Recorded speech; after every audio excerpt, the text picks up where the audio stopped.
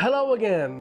So WWDC 2024 is just around the corner. Yeah, I'm excited. Everyone in the tech community is excited. There's going to be a huge redesign of iOS. There's going to be a revamped Siri. We know it all. You know, you can go on anywhere around the internet and find what you need to look for. But in this video, I just wanted to go over something a bit different. For the longest time, I've just been thinking to myself, I wish Apple just made this, and I wish Apple did this. Over time, you just sort of think to yourself, I'm having to buy like almost every iteration of a product until it gets to its perfect being. But now I've come to a realization that it's probably not ever going to get to that, and I am just going to continue buying Apple products. That's how their business model works, like any other business. They try and get you to buy their products over and over and over again. And on the other hand of saying all this, Apple's always been the type of company to give us something that we didn't know we needed. Like, for example, we don't need things like AI. Yeah, they're really great tools, but we'll probably better off as a society without it to begin with. Here's the thing, technology is just flying by us right now, and we need to catch up, because if we don't catch up, we're just going to be a dinosaur, and we do not know what is happening in the world. You need to keep up with this sort of stuff, and it's just the sad reality, I suppose. I mean, for me, as someone that enjoys technology, I'm often in the middle of saying, I love technology, I think it's great, yeah, we should adapt, that's it. And then the other side of me is saying, fuck no, this is scary, I'm out. Now, if you know me at all, I love the iPhone 13 mini. It's the best phone I've ever had. I've had pretty much almost zero complaints over it, other than the battery life. Now, I would say out of 10, 10 being the highest, the battery life has been more like a 7 or 8 out of 10, so it's fairly high. However, I really want this battery to match something like the 15 Pro or like the 15 Plus, because the battery in those phones reportedly are just amazing, and the longevity of those batteries, I just love that in an iPhone mini.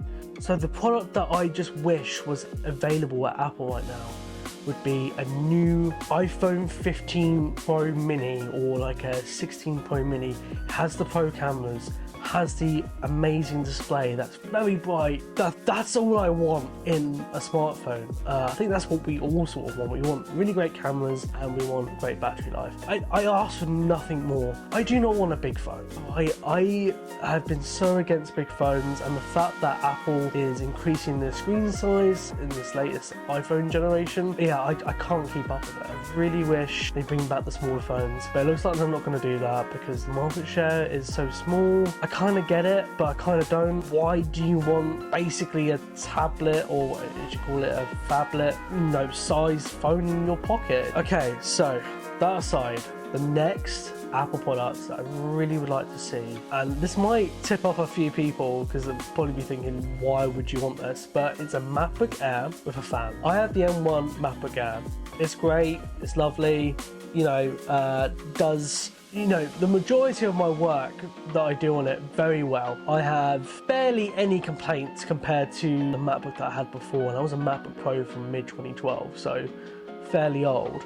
Now you're probably thinking, Harry, we've already got a MacBook Pro, we even have the 13-inch MacBook Pros still available if you get it for second hand, with the M1 chip that has a fan. So why would you want a MacBook Air with a fan? Well, for a few reasons. Performance, if you're a video editor like myself but want a laptop in the most thinnest and lightest form factor possible, having a fan in a MacBook Air will cool the system over time with like long editing projects or whatever you're doing. And to even push the boat further, because it will have a fan, maybe we can get some like Pro chips in there, maybe even a Max chip, which is a bit extreme. Don't get me wrong, I think it will really thermal throttle and it will just not work very well, and it'll be just a pointless machine. But also saying that, it's difficult to say because it's not a real product, but what I'm trying to say is, with how the MacBook Pro, M1 Pros, M2 Pros, M3 Pros, and the Max chipsets on those laptops as well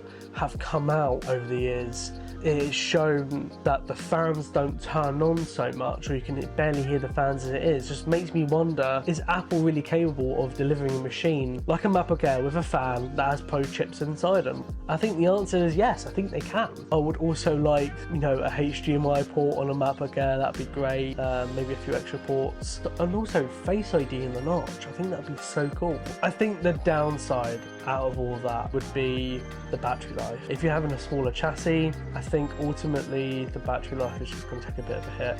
Now, I'm in a stage in my life where I'm actually wanting to upgrade my MacBook Air M1 to a 16-inch M1 Max maybe, or something like that, and so a 15-inch MacBook Air option would be great. You know, I can still have that big screen real estate, but it has the portability, it has the thinness, it has all that power. Okay, the next Apple product, the Apple Watch. I really like the look of the Apple Watch Ultra. I think that looks like a retro / modern design that the MacBook Pros sort of have, but smaller. The reason why it's smaller is because I tried on the Apple Watch Ultra in the Apple Store, and I'm typically a guy that, I mean, I've got my sleeves rolled up right now, but I usually have them down, or, you know, if I have a coat over me. Having a bulky watch isn't something that I really would want from wearing something that's got sleeves, basically. I find it a bit too uncomfortable, and I would have to like pull over the sleeve to even look at the watch. It's just not a nice experience. I'd rather have a smaller Apple Watch Ultra 2 with all new health features. It's been rumoured to be coming out either this year or next year, or the year after that, or the year after that, or the year after that. I don't know when it's going to come out. It'll be like the blood glucose thing. It'll be anything blood related, heart related. I'm all for it. I think that's great. Give it to me. I mean, we're done the Apple Watch. Yeah, so okay, this is the fourth on the list. It's the Apple TV. Give me a stick, nothing more. I don't really game on the Apple TV. The processors that are already in the Apple TV, 4Ks, they're overkill. Just give me a stick. I travel with the Apple TV quite a bit, and I hate having to carry that thing around. It's bulky, it's heavy. Nah, I'd rather just have a stick and just use the remote on my phone. I generally use that probably about 70% of the time. I don't agree with what I heard John Prosser say on his Genius Bar podcast. I'll link that down below. That's a great podcast, where he was like saying that they should ditch the Apple TV, which I agree with, but put the Apple TV OS on TVs. I think that's just quite messy. I think just having a stick would be better, because I can then just take that stick around with me anywhere. Maybe even plug it into my laptop if I wanted to. Actually, that's a dumb idea. That I don't know why I would do that. Okay, number 5, AirPods. AirPods Pro with more bass, high-res audio, which I don't know why they've not come out of that yet. That's like a really frustrating feature, because I really love high-res audio, but I really love my AirPods Pro too. Obviously longer battery life, you know, who wouldn't want that? Obviously another addition would be no latency. So for us video editors, we don't have to plug in a headphone jack. Now lastly, as a physical product, I would like to see AR glasses. I thought this was like gonna come out last year or this year. That remains to be seen. We got the Vision Pro instead, which I have mixed feelings about. I don't think I would ever buy that product. Future generations, I don't think I'll ever buy that either. I'm more interested in smaller frames, just like what Meta's doing with the Meta Ray-Bans. I would really love to be able to see a few displays pop up in front of me whilst I'm video editing. I think that'd be great. All that space saved, that's really calling the minimalist inside me. Alright, my last two things are software related. First thing is new revamped Siri, which we're gonna get hopefully next week. It's rumoured. Yeah, I can't really comment on it more because we don't know too much about what's going to be shown. You know, it's exciting. It sounds like maybe Apple has bought ChatGPT. I use ChatGPT probably almost every day.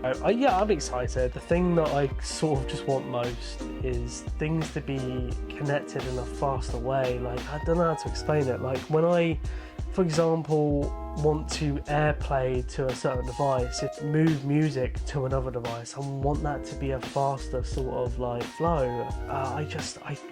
It just really gets me sometimes when I'm using my HomePod and I want to move the music elsewhere, or I want to do something on it, but it's just so slow. I don't know if it just comes down to Siri at the end of the day, but something needs to be done. I've invested a lot of money on Apple products, and you probably have too. So please comment down below what you want to see in future Apple products and what you're excited to see on Monday. I think it's Monday. Shit, it's up on screen. I think it's exciting times at Apple, and rather concerning ones as well, about how the company is going to take aim at AI and all these other competitors of theirs. So anyways, thank you so much for watching. I'll catch you in the next one.